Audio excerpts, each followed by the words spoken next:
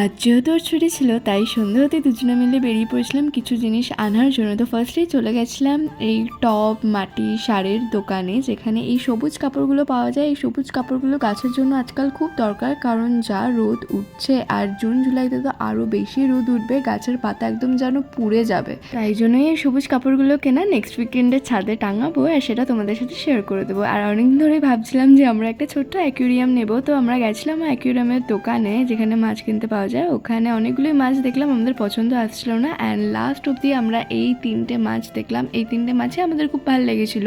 সব থেকে বেশি ভালো লেগেছিল ওই রেড অ্যান্ড ব্লুটা। রেডটা নিইনি কজ আমার ওই রেড কালারটা বেশি অ্যাক্টিভ লাগলো না, ব্লুটাই বেশি অ্যাক্টিভ লাগলো। তাই আমরা এই ব্লু বিটাকে নিয়ে চলে আসলাম। এই মাছটার নাম হচ্ছে বিটা। দেখো আমরা অ্যাকুয়ারিয়ামে বাড়িতে এনে রাখলাম, কি সুন্দর লাগছে না? আমার তো খুব পছন্দ হয়েছে। আজকের ব্লগটা এখানে এন্ড করছি। তো কিছু ভালো লাগে তাহলে লাইক কমেন্ট সাবস্ক্রাইব করেছো। দেখা হচ্ছে নেক্সট ভিডিও খুব শিখি। টাটা।